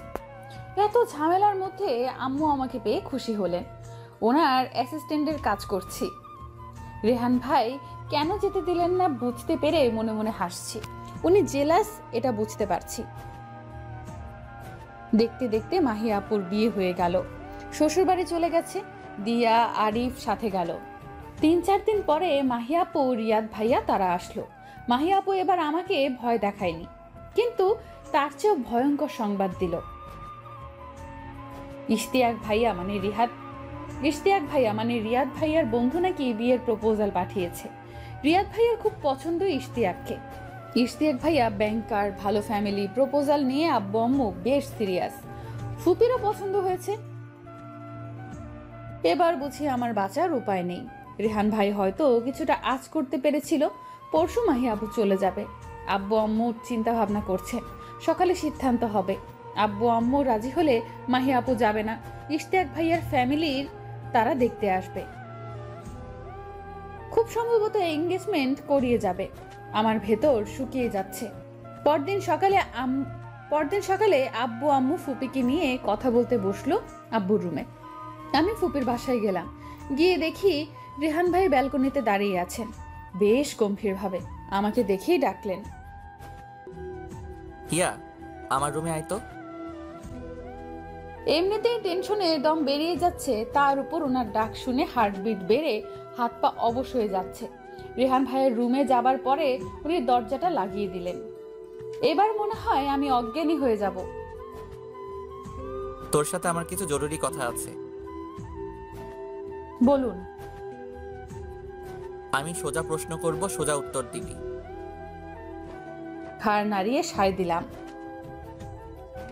ইশতিয়াক বিয়ের প্রস্তাব দিয়েছে, শুনেছিস নিশ্চয়ই? বিয়েটা করবি? না। কিছু সময় চুপ করে বাইরের দিকে তাকিয়ে থেকে আমার কাছে এসে দু হাতে আমার হাত শক্ত করে ধরে জিজ্ঞেস করলেন, ভালোবাসিস? বিয়ে করবি আমাকে? ওনার মুখে এই কথা শুনে আমি মনে হয় কথা বলাই ভুলে গেছি। মুখ থেকে কিছু বের হচ্ছে না। কি হলো, জবাব দিচ্ছিস না কেন? দেখ, এখন যদি চুপ করে থাকিস তাহলে পরে আফসোস করে লাভ হবে না। এবার কিন্তু কেউ মজা করছে না তোর সাথে। করব। চল আমার সাথে। কোথায়? রেহান ভাই কিছু না বলে আমাকে নিয়ে সোজা আব্বুর কাছে গেল। মামা, মামি, মা, তোমরা সবাই এখানে আছো। তোমাদের কিছু কথা বলতে চাই। মামা, আমি হিয়াকে বিয়ে করতে চাই। তোমাদের কোনো আপত্তি আছে? আমি রুমের ভেতরে ঢুকিনি, জোর করে দরজার বাইরে থেকে গেছি। ওনার কথা শুনে আমার ভীষণ লজ্জা করছে। কি নির্লজ্জের মতো সবার সামনে বলে দিল। আব্বু বলল, এটা তো খুব ভালো কথা রোহান। ফুপি বলল, আল্লাহ, আমার ছেলের সুবুদ্ধি হয়েছে। বাবা, আমি অনেক খুশি হয়েছি। বিয়ের হইচই লেগে গেছে। হাতে মেহেদি দিয়ে বসে আছি। আজ আমার হলুদ ছিল। সবকিছু মনে হয় স্বপ্ন দেখছি। আমি মনে হয় ঘোরের মধ্যে আছি, নয়তো স্বপ্ন দেখছি। যদি তাই হয় তবে এই ঘোর না কাটুক। যদি স্বপ্ন হয় তবে এই স্বপ্ন ছেড়ে জাগতে চাই না। রেহান ভাই যখন আব্বু আম্মুকে বিয়ের কথা বলল, সবাই খুব খুশি হয়েছে। আম্মু আর ফুপি মনে হয় সবচেয়ে বেশি খুশি হয়েছেন। সেটা ওনাদের আগ্রহ আর উৎসাহ দেখেই বোঝা যাচ্ছে। পারে তো তখনই বিয়ে দিয়ে দেন। মাঝে 2 দিন সময় গেল। বিয়ের শপিং সবকিছুই 2 দিনের শেষ হলো। বিয়ের আয়োজন অনেকটা ঘরোয়াভাবেই করা হয়েছে। খুব কাছের আত্মীয় স্বজন বন্ধু বান্ধবদের ইনভাইট করা হয়েছে। আপনাদেরও নিমন্ত্রণ রইল বিয়ের। এই 2 দিনে রেহান ভাইয়ের সাথে দেখাও হয়নি। আমি রুম থেকেই বের হইনি। আর যখন মাহি আপু, দিয়া, রিয়াদ ভাইয়া সবাই আমাকে নিয়ে শপিংয়ে গেল, তখনও ওনাকে দেখিনি। মনে মনে খুঁজেছি কিন্তু পেলাম না। একটু মন খারাপ ছিল। আজ দুজনের হলুদ সন্ধ্যা একই সাথে হলো। সবাই খুব আনন্দ করছে, ওনাকেও খুব সুন্দর লাগছিল, কিন্তু সবার সামনে লজ্জায় আর কথা বলতে পারিনি। মাহি আপু আমার হাতে মেহেদি দিয়ে আমাকে রুমে দিয়ে গেছেন। আমার ভাবনায় ছেদ পড়ল মাহি আপুর কথায়। মেহেদি শুকিয়ে গেছে? হ্যাঁ। তাহলে আয়, তুলে দিচ্ছি, তারপর ফ্রেশ হয়ে ঘুমিয়ে পড়। আচ্ছা। যদিও তোর ঘুম আসবে না জানি, কিন্তু আজ না ঘুমালে কাল তো জাগতে পারবি না। বলেই চোখে টিপ্পানি কাটলো। ধুর, তোমার শুধু অসভ্যতা। হ্যাঁ, আমি বললেই অসভ্যতা। ঠিক আছে, দেখাবো না। মাহি আপু চলে যাবার পরে ফ্রেশ হয়ে বিছানায় এলাম, কিন্তু কিছুতেই ঘুম আসছে না। রেহান ভাই কি ঘুমাচ্ছেন? 2 দিনের মধ্যে একবারও কথা হয়নি। উনি ইচ্ছে করলে একবার ফোন দিতে পারতেন, সেটাও দেয়নি। আমি কি করে নির্লজ্জের মতো ফোন দেই? তাই আমিও দেইনি। এসব ভাবতে ভাবতে একটা ফোন আসলো। মোবাইল হাতে নিয়ে দেখি রেহান ভাই। রিসিভ করে কি বলবো ভেবে পাচ্ছি না। মনে হচ্ছে বুকে কেউ হাতুড়ি দিয়ে পেটাচ্ছে। হ্যালো। ঘুমিয়ে পড়েছিলি? না। কি করছিস? শুয়ে আছি। ঘুম আসছে না? আপনি ঘুমাননি? আমারও ঘুম আসছে না। আজকে তোকে অনেক সুন্দর লাগছিল, বউ বউ। বলেই হাসলেন। ওনার কথা শুনে আমি মিটিমিটি হাসছি। জানিস, এমন হুট করে সবটা হয়ে যাবে সেটা ভাবিনি। আমিও না। বেচারা ইশতিয়াক, তবে ওকে একটা ধন্যবাদ জানানো দরকার। কেন? ওর জন্যই আজকে এসব হচ্ছে। আচ্ছা, এখন ঘুমিয়ে পর, কালকে তো সারাদিন অনেক প্রেশার যাবে। আচ্ছা। আর শোন, কি? বিয়ের সাজে চশমাটা পরিস না প্লিজ। আমি চশমা ছাড়া? আচ্ছা ঠিক আছে, পরিস। এমনি বললাম, আমার কি আর সেই কপাল? আমার তো বউ হবে এক কানি। কি? রাগে আমার ইচ্ছে করছে চশমা পরি বলে এই ভাই বোনগুলো কত নাম দিল আমাকে। কানি, 4 ব্যাটারি, আর আজ উনিও। ভালো হয়েছে আমি কানি। কানি বিয়ে করতে গিয়ে বলেছে করতে হবে না বিয়ে।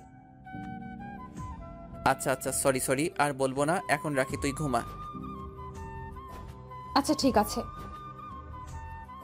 রেহান ভাই ফোন রেখে দিলেন। ভাবনার সাগরে ডুব দিয়ে আমিও ঘুমে তলিয়ে গেলাম। রেহান ভাইয়ের সাথে কথা বলার পরে কখন যে ঘুমিয়ে পড়লাম। সকালে আম্মুর গলা শুনে ঘুম ভাঙলো।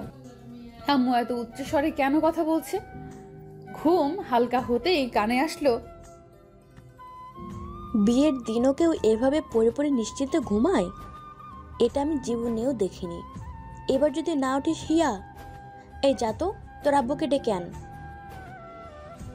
আম্মুর কথা শুনে মনে পড়লো আজকে আমার বিয়ে। তড়িঘড়ি করে উঠে বসলাম। দেখি দিয়া আর আম্মু দাঁড়িয়ে। আম্মুর চোখে মুখে বিরক্ত। এবার উঠে উদ্ধার করেন আমাকে। বিয়ের দিনে ওনারা 10 জন ডেকে তুলতে পারে না। আমি আশেপাশে ভালো করে তাকিয়ে বললাম, আম্মু তোমরা তো 2 জন, বাকি 8 জন কই? আম্মু আমার দিকে অগ্নি দৃষ্টিতে তাকিয়ে তাকে বিড়বিড় করতে করতে চলে গেল। মাঝে মধ্যে আম্মু যখন রেগে যায় তখন আরেকটু রাগিয়ে দিতে আমার খুব মজা লাগে। দিয়েও চলে গেল। আজ বিয়ে। মনে পড়তে হাত পা যেন জমে আসছে। বিয়ের করা এত ঝামেলা। ধুর, এই আদমনের বিয়ের ড্রেস পরে সারাদিন সংসেজে বসে থাকা অনেক বিরক্ত লাগছে আমার। আমি কখন এই আজাব থেকে বের হব? প্রাণটা হাঁসফাঁস করছে। ঘরোয়া আয়োজন বললেও তো আমি দেখছি লোকজনের অভাব নেই। এত লোক কোথা থেকে আসলো? রেহান ভাই কিছু সময় পাশে বসেছিল, তারপর উঠে কার সাথে কথা বলায় ব্যস্ত। দিয়া, মাহি আপু সবাই ব্যস্ত। এদিকে আমার অবস্থা খারাপ। ওয়াশরুমে যাব তার উপায় নেই। কাউকে সামনে দেখতে না পেয়ে এদিক সেদিক তাকিয়ে মাহি আপুকে দেখে ইশারা করতেই কাছে আসলো। রায়বাগিনী ননদিনী, পাইছি তোমারে। অনেক তো মজা করছিলা আমারে নিয়ে, এখন তোমারে একটু খাটায় আসরটা নিয়েই নিব। কিছু লাগবে তোর? তোমরা সবাই কই থাকো? এইদিকে আমার দম বেরিয়ে আসছে। আর কত সময় এভাবে থাকতে হবে? কত সময় এভাবে থাকতে হবে সেটা নিয়ে ভাবছিস, নাকি কখন কবুল বলবি তার জন্য তর্স হয়েছে না? রু নাচিয়ে জিজ্ঞেস করলো মাহি আপু। উফ, তুমি সারাক্ষণ পারো। ওয়াশরুমে যাব কিভাবে? ও আচ্ছা, আয় আমার সাথে। এই লেহেঙ্গা পরে হাঁটা যাচ্ছে না তো, এটা তো একটু ধরে রাখতে হবে। তাই তো। ওই দিয়া। হ্যাঁ, কি হয়েছে বলো? হিয়া ওয়াশরুমে যাবে, একটু হেল্প কর। মাহি আপু আর দিয়া লেহেঙ্গা সামলাতে সামলাতে নিয়ে গেল। ওয়াশরুমের গ্লাসে নিজেকে ভালো করে খুঁটিয়ে খুঁটিয়ে দেখছি। উফ, কি সুইট লাগছে আমাকে। ওই হিয়া, ওয়াশরুমে ঢুকে ঘুমিয়ে পড়েছিস? মাহি আপু তাড়া দিচ্ছে। ধুর, নিজেকে বউ বউ দেখতে কত সুন্দর লাগে। ইচ্ছে তো হচ্ছে নিজেকে একটা চুমু খেতে। হাতে একটা চুমু দিয়ে আলতো করে গালে ছুঁয়ে দিলাম। আপুর তাড়ায় ওয়াশরুম থেকে বের হলাম। আপু, আমার কেমন যেন লাগছে। কেমন লাগছে? জানি না, হাত পা জমে আসছে, মনে হয় অজ্ঞান হয়ে যাব। লক্ষ্মী বোন আমার, এত টেনশন নিচ্ছিস কেন? এই জন্য এমন হচ্ছে। দেখো, আমি ঘেমে যাচ্ছি। এসের মধ্যে থেকেও আয়, তুই বসে এখানে, তোকে ঠান্ডা শরবত করে দিচ্ছি, ভালো লাগবে।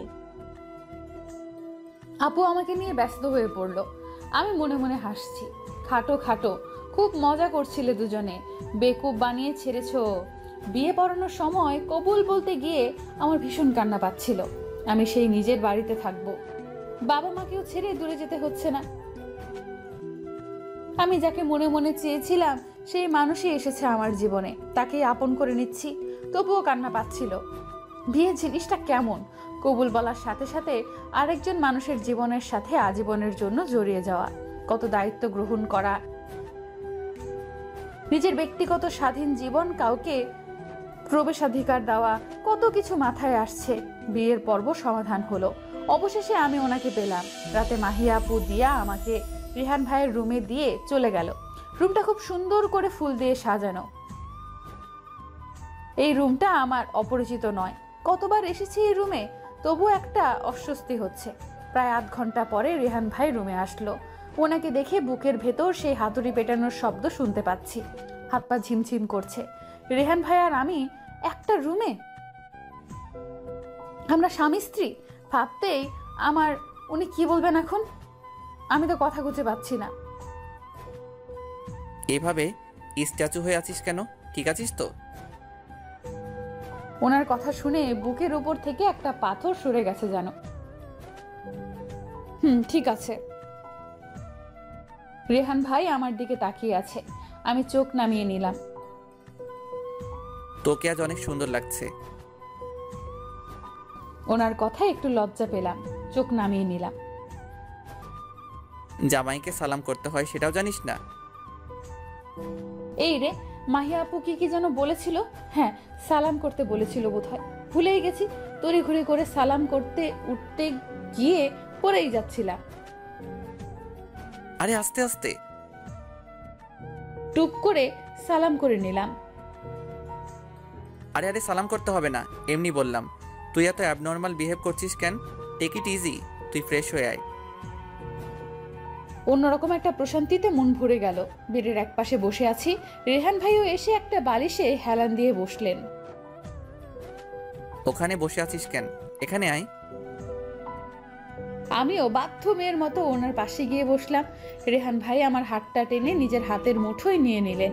ওনার স্পর্শে অদ্ভুত একটা অনুভূতি হচ্ছে আমার। ওই দিন আমার কথায় খুব কষ্ট পেয়েছিলি? হালকা মাথা নেড়ে জবাব দিলাম, আমি নিজেই বুঝতে পারছিলাম না কি করব, সবাই কিভাবে রিয়াক্ট করবে।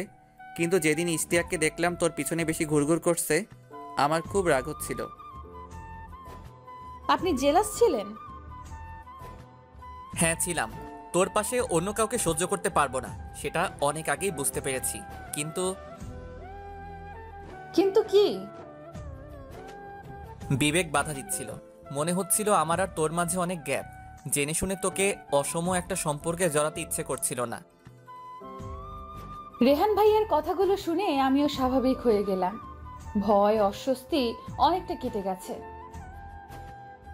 ও, এখন বুঝি বয়স কমে সমান হয়ে গেছে? তা কমেনি, আবার 10 বছর কমে গেছে। অনেক রাত হয়ে গেছে গল্প করতে করতে। রেহান ভাই বলল, সারাদিন তো অনেক ধকল গেল, চল ঘুমাই। আমিও সায় দিলাম। আমি যখন বালিশটা ঠিক করে শুতে যাব, তখন উনি বললেন, সত্যি ঘুমাবি? এই কথা শুনে ওনার দিকে ফিরে তাকিয়ে বললাম, হ্যাঁ, আপনিই তো বললেন। আচ্ছা ঠিক আছে, ঘুমা। আমি শুতে যাব। উনি হাতটা টেনে ওনার বুকে টেনে নিলেন আমাকে। ওখানে ঘুমাতে কে বললো তোকে? তো কোথায় ঘুমাবো? এখানে, বলে আমাকে বুকে জড়িয়ে নিলেন। উফ, এইভাবে কেউ ধরে রাখলে আমি ঘুমাতে পারি না। এখন থেকে এভাবেই ঘুমাতে হবে বলেই কপালে একটা চুমু দিলেন। কি করছেন কি? আমার বউকে আমি দিলাম, তোর কি সমস্যা? চুপচাপ ঘুমা। বলেই চোখ বন্ধ করে নিলেন। ওনার এতটা কাছে আমি, ওনার প্রতিটি হার্টবিট শুনতে পাচ্ছি। ওনার নিঃশ্বাস হয়ে যাচ্ছে আমায়। পরদিন সকালে আম্মু, ফুপি, মাহি আপু নাস্তা তৈরি করছে। আমিও গেলাম। ডাইনিংয়ে আব্বু, রিয়াদ ভাইয়া, আরিফ, দিয়া বসে নাস্তা করছে। রোহান কই রে? আব্বুর কাশি শুনে গিয়ে তাড়াতাড়ি পানি দিলাম। বিষম খেয়েছেন। মাহি আপু রিয়াদ ভাইয়ার মুখে, রিয়াদ ভাই আপুর মুখের দিকে তাকিয়ে আছে, আবার আম্মুর দিকেও তাকাচ্ছে। দিয়া ঠিক করে হেসে মুখে হাত চেপে হাসি থামিয়ে দিল। আমি বুঝতে পারলাম না কি হচ্ছে এখানে। এদিকে রেহান ভাইও সিঁড়ি দিয়ে নেমে আসছে। ওই তো রেহান ভাই এসে গেছে বলে মাহি আপু মুখ টিপে হাসছে। এতক্ষণে বুঝলাম আমি রেহান ভাই বলেছি বলে আব্বু বিষম খেয়ে গেছেন। বিয়ে হলেও যেন একদমই বদলায়নি। এই বাড়ি আমার কাছে নতুন নয়। ছোট্টবেলা থেকেই এই বাড়ির প্রতিটি কোণা আমার চেনা। শুধু আমার নিজের রুমটা ছাড়তে হয়েছে। রুমে এসে দেখি রেহান ভাই বই পড়ছে। আমি যে আসলাম উনি তাকিয়েও দেখেননি। আমি ড্রেসিং টেবিলের সামনে গুছিয়ে রাখছি। গ্লাসে দেখলাম উনি আমার পেছনে এসে দাঁড়িয়েছেন। ঘুরে দাঁড়িয়ে বললাম, কি? তোর মাথায় কি আছে? মাথায় হাত দিয়ে বললাম, কই কিছু নেই তো। এই জন্যই। এই জন্যই কি? তোর মাথায় যে কিচ্ছু নেই, এই জন্যই। কি বলবেন তো? আমি তোর ভাই লাগি? ও, এতদিনের অভ্যাস। এতদিনের অভ্যাস? সবার সামনে কি একটা লজ্জায় পড়তে হলো তোর গাধামির জন্য? আমি কি ইচ্ছে করে বলেছি নাকি? আর একদিন যদি মুখ ফসকেও বের হয় তবে দেখিস। কি করবেন? কি করব? রেহান ভাই আরেকটু কাছে এসে বললেন, দেখিস কি করি। আমি ওনার চোখের দিকে তাকিয়ে বলে ঘুরে আমার কাজ করতে হবে। ওই হু কি? রেহান ভাই টান দিয়ে ওনার কাছে ফেরালেন। কিছু না, এমন করে বলছেন যেন আমি ইচ্ছে করেই করেছি। ইচ্ছে করে করিসনি ঠিক, কিন্তু নিজেকে বিরাট বড় মাপের বুদ্ধু প্রমাণ করেছিস। এখন যা, একটা কফি নিয়ে আয়। এই লোকটার জন্য কফি করতে করতে আমার জীবন তেজপাতা হয়ে যাবে। বরের জন্য কফি, মিষ্টিটা একটু কম করে দিও ভাবি। পেছনে তাকিয়ে দেখি রিয়াদ ভাইয়া আর মাহি আপু দাঁড়িয়ে। ভাইয়া, আপনি ভাবি ডাকছেন কেন? রিয়ান ভাইয়ের বউ বলে কথা, এইবারে 10টা না 5টা না একটা মাত্র ভাবি, তো কি ডাকবো? বুঝেছি, তো মিষ্টি কম দেব কেন? মাহি, তুমি বোঝাও তোমার বোনকে, আমার দ্বারা হবে না, বুঝে গেছি। কি বুঝাবে? মাহি আপু আরো কাছে ঘেঁষে দাঁড়িয়ে আমার কাঁধে হাত রেখে বলে, আসলে হয়েছে কি হিয়া, বিয়ের পর নতুন নতুন সব কিছুই মধুর মধুর মনে হয়, তাই মিষ্টি কম দিলেও চলে। এখন যদি করলার জুস নিয়েও ভাইকে দিস, সেটা খেয়েও বলবে, সাধু সাধু, তোমার হাতে জাদু আছে, এই হাতের ছোঁয়ায় সব কিছুই অমৃত মনে হয়। ফিল্মি স্টাইলে ডায়লগ দিয়ে যাচ্ছে মাহি আপু। ও আচ্ছা আচ্ছা, তাই বুঝি। তো রিয়াদ ভাইয়া তোমার হাতের কোন অখাদ্যকে অমৃত বলেছে শুনি? ওসব শুনতে নেই বেবি, ওটা সিক্রেট। বলেই চোখে টিপ পানি কাটলো। আরে আরে, সিক্রেট ফাঁস হয়ে গেলে তোমার আপুর রন্ধন শিল্পের গোমর ফাঁস হয়ে যাবে কিনা? মানে? মানে উনি আমাকে 1 কাপ চা করে দিয়েছিলেন। অতি যত্নের ঠেলায় খুব সম্ভবত 2 থেকে 3 চামচ দুধ, 2 চামচ চিনি আর আধা চামচ লবণ দিয়েছেন। ও হ্যাঁ, ডাক্তার সাহেবা স্বাস্থ্য সচেতন কি না, তাই সাথে এলাচ, লবঙ্গ, আদাও দিয়েছেন। বুঝতে পারছো কত সুস্বাদু হয়েছিল? তুমি আবার আমাকে খোঁটা দিচ্ছ? আমি কি জানতাম নাকি লিকার চায় আদা লবঙ্গ এসব দেয়, দুধ চায় দেয় না? জীবনেও আর কিছু করে খাওয়াবো না। রিয়াদ ভাইয়ার কথা শুনে আমি হাসতে হাসতে শেষ। আসলে মাহি আপু কখনো কিচেনে যায়নি, সব সময় পড়াশোনা নিয়েই ব্যস্ত থাকতো, আর রান্নায় কখনো কোনো আগ্রহও ছিল না। ফুপি অনেক বলেও কিছু হয়নি। ওদের খুনসুটি আমার খুব ভালো লাগছে। আমার কফি ইতিমধ্যে হয়ে গেছে। রিয়াদ ভাইয়া আর মাহি আপু এইটা নিয়েই পাল্টাপাল্টি যুক্তি দেখাচ্ছে। দিয়াও এসে যোগ দিল। আমি হাসতে হাসতে কফি নিয়ে চলে এলাম। এই নিন আপনার কফি। হাত বাড়িয়ে কফি নিলেন। এভাবে হাসছিস কেন? কি হয়েছে শুনবেন? বল শুনি। ওদের কথাগুলো বললাম বলে আবার হাসি পেয়ে গেছে। ঠিকই তো বলেছে, মিষ্টি বউ থাকলে এক্সট্রা মিষ্টির দরকার নেই তো। ওনার কথা শুনে আমার হাসি থেমে গেছে। উনি কি অদ্ভুতভাবে তাকিয়ে আছেন, গভীর দৃষ্টিতে। এই দৃষ্টিতে কিছু একটা আছে। নে কফিতে একটা চুমুক দিয়ে দে। কেন? মিষ্টি ঠিক আছে কিনা দেখে দিবি সব সময়। সেটা তো এক চুমুক সবসময়ই খাই। বলতে বলতে এক চুমুক দিলাম। জানি তো, কিন্তু আজকে হাসির জন্য ভুলে গেছিস। এই রে, একটা ধরা খেয়ে গেলাম। জানেন মানে? ওই যে আমার কফির কাপে আমার আগে একটা বিড়াল মুখ দেয়, সেটা জানি আমি। আমি বিড়াল? উনি হাসতে হাসতে কফিতে চুমুক দিচ্ছে। কারো উপকার করলে এমনই কথা শুনতে হয়। ঠিক আছে, আর দেব না। আমি মন খারাপ করে জানালার পাশে গিয়ে দাঁড়ালাম। কাঁধে গরম একটা বাতাস অনুভব করলাম। না, ভুল হয়নি, এটা নিঃশ্বাসের। রেহান ভাই আমার ঠিক পিছনে এসে আলতো করে জড়িয়ে ধরে কাঁধে মুখ রেখে বললেন, এই বিড়ালটা যদি মুখ না দেয় সেই কফি তো খাওয়া যায় না। তুই যে রোজ এমন করিস সেটা অনেক আগে থেকেই জানি। একদিন দেখেছিলাম, তারপর কিছুদিন খেয়াল করে দেখেছি। শোন। আমাকে ওনার দিকে ফেরালেন। কি? আমি কিন্তু জেনে শুনেই কফি খেতাম। এবার আমার ঠোঁটের কোণে হাসি আসলো। তার মানে আপনিও প্রেমে পড়েছিলেন? না তো, জানিস না প্রেমে পড়া বারণ। কেন বারণ? তোর প্রেমে পড়া বারণ ছিল, তোর প্রেমে পড়ার কোনো কারণ ছিল না।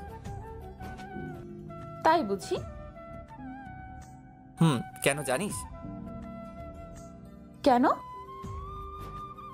উত্তরটা প্রথম আমিও জানতাম না, এখন জানি।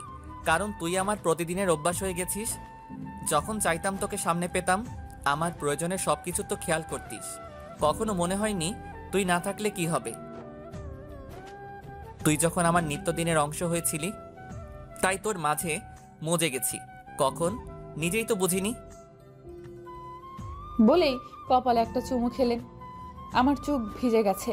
আমি ভাবতাম এই মানুষটা আমার অনুভূতি বোঝে না, অথচ এই মানুষটাই আমার থেকে বেশি ভালোবেসে গেছে নিজের অজান্তেই। আপু। দিয়া দরজার বাইরে থেকে ডাকলো। রেহান ভাই সরে গিয়ে কফির মগ তুলে নিল। ভেতরে আয়। তোকে আর ভাইয়াকে নিচে ডাকছে। নিচে গিয়ে দেখি মাহি আপু, রিয়াদ ভাইয়া, আরিফ, দিয়া সবাই মিলে প্ল্যান করছে ঘুরতে যাবে। আব্বু, আম্মু, ফুপি তারা গেলেন না। আমরা অনেক বলার পরেও ওনারা বাসায় থেকে গেলেন। আমরা 12টার দিকে বের হলাম। দুপুরে খাবারের পার্সেল নিয়ে সবাই লং ড্রাইভে শহরের বাইরে গেলাম। যান্ত্রিক জীবনের বাইরে প্রাকৃতিক ছোঁয়ার অন্যরকম ভালো লাগা কাজ করছে। একটা নদীর তীরে এসে নৌকা করে ঘুরলাম অনেক সময়। বিকেলে শান্ত নদীর শীতল বাতাসে মন জুড়িয়ে গেছে। মনে হয় অনন্তকাল যদি এইভাবে থাকতে পারতাম। দিয়া, আরিফ, রেহান ভাইকে ধরলো একটা গান শোনাতে। রেহান ভাই কিন্তু দারুণ গান করেন। সেই ছোটবেলায় কত শুনেছি ওনার গান। বাসায় প্রায়ই গাইতেন, কিন্তু বাইরে থেকে ফেরার পরে আর গাইতে শুনিনি। আজ সবাই ধরলো গাইতে, কিন্তু উনি রিয়াদ ভাইয়া থাকায় একটু ইতস্তত করছেন। মাহি আপু রিয়াদ ভাইয়ার অনুরোধে শেষ পর্যন্ত একটা গান ধরলেন। ভালোবেসে সখী নিভৃতে যতনে আমার নামটি লিখো তোমার মনের মন্দিরে। গানটা শুনতে এত ভালো লাগছিল যে বলে বোঝাতে পারবো না। এই পরিবেশে যেন গানটা হৃদয় ছুঁয়ে গেছে। আমাদের ফিরতে ফিরতে রাত হয়ে গেছে। সারাটা দিন সত্যি অনেক আনন্দ হয়েছে সবার সাথে। রাতে সবাই যখন যে যার রুমে চলে গেছে, তখন আমিও রুমে এলাম। মাহি আপু আর দিয়ার সাথে অনেক সময় গল্প করলাম। রুমে এসে দেখি রেহান ভাই রুমে নেই, ব্যালকনিতে দাঁড়িয়ে আছে। এখানে কি করছেন? শুনে কি করবি? কেন? তোর শোনার সময় কই? এত তাড়াতাড়ি তোর গল্প করা শেষ হয়ে গেল? ঘড়ির দিকে তাকিয়ে দেখি অনেক রাত হয়ে গেছে। এতটা বেজে গেছে খেয়ালই করিনি। রুমে আসবেন না? না, এখানেই ভালো লাগছে। আমিও গিয়ে ব্যালকনিতে দাঁড়ালাম। উনি চুপচাপ দাঁড়িয়ে আছেন। আমি বুঝতে পারছি না, কিন্তু মনে হয় রেগে আছেন কিছুটা। আমিও চুপ করে আকাশ দেখছি। কিছু সময় পরে উনি বললেন, তুই এখানে থাক, আমি গেলাম। বলেই রুমে চলে গেলেন। আজব, আমি দাঁড়িয়ে আছি আর উনি চলে গেলেন রুমে। রুমে এসে আমিও বললাম, কি সমস্যা আপনার? আমাকে ফেলেই চলে আসলেন, না হয় একটু দেরি হয়েছে, তাতে কি হয়েছে শুনি? উনি হঠাৎ উঠে এসে আমাকে দু হাতে শক্ত করে ধরে আর বলে, এই মেয়ে, তুই কি কিছুই বুঝিস না? এত বোকা কেন তুই? সারাটা দিন সবাইকে সময় দিচ্ছিস, আমার জন্য একটু সময় হয়নি তোর? ওনার কথায় আমার মুখ ভার হয়ে গেছে। তুই কি আমি কি করব বুঝতে পারছি না। ওনার চোখের মাদকতায় কথা হারিয়ে ফেলেছি। উনি আরো একটু কাছে এসে চুলের খোপা খুলে দিলেন, আলতো করে চুলে হাত বুলিয়ে দিচ্ছেন। আমার হিয়া মন পাখি, তুই আমার সামনে বসে থাকবি। বাহ বাহ, কি? কিছু না। মুচকি হেসে রেহান ভাই বলল, ঘুমাবি না? চল ঘুমাই। আমি চুপচাপ শুয়ে আছি। উনি আছোয়া হয়ে আমার মাথায় হাত বুলিয়ে দিচ্ছে। একবার ফিরে দেখি উনি তাকিয়ে আছেন। বুকের ভেতর ধপ করে উঠল। তার দৃষ্টির মাদকতায় আমি ডুবে যাচ্ছি। উনি দু চোখের পাতায় যখন চুমু খেলেন, যেন আমার শরীরে শিরায় উপশিরায় শিহরণ বয়ে গেছে। নিঃশ্বাস ভারী হয়ে আসছে। ভীরু পাখির মতো তার বুকে মুখ লুকিয়েছি। চাতক পাখি এক ফোঁটা বৃষ্টি পেয়ে যেমন উচ্ছ্বাসিত, রেহান ভাইয়ের বুকে আমিও এক ফোঁটা বৃষ্টি হয়ে নামলাম। জানালা গলি এক ফালি চাঁদ সাক্ষী হয়ে রইল অন্যরকম একটা সকাল। সকালটা এত সুন্দর হতে পারে আগে কখনো বুঝিনি। ভোরের সূর্যোদয় জীবনের নতুন করে বাঁচার হাতছানি দিয়ে গেল। রেহান আমার কোলে মাথা রেখে শুয়ে আছে। এবার ওঠেন। উঠবো না। তাহলে শুয়ে থাকেন, আমি গেলাম নিচে। একদম নড়বি না এখান থেকে, চুপচাপ বসে থাকবি। আপনার আর কি, কয়টা বাজে খেয়াল আছে? মাত্র 7টা। এত সকালে নিচে যাওয়ার দরকার নেই, সবাই তো আছেই। সেজন্যই। সবাই আছে বলেই যাব, আপনি থাকেন। তুই এখন আপনি আপনি করছিস কেন? তো কি করব? তুমি করে বলবি। লোকে শুনলে কি বলবে? জামাইকে ওই পুরনো দিনের মতো আপনি আপনি করছিস। লোকের কথায় আমার কি, আমি আপনি করেই বলবো। এটা কেন জানি অনেক বেশি আপন আপন লাগে। আর যখন ইচ্ছে তুমি বলবো, যখন ইচ্ছে আপনি। দূর দূর না, সত্যি বলছি। তুমি করে বললে আনইজি লাগবে, আস্তে আস্তে ঠিক হয়ে যাবে।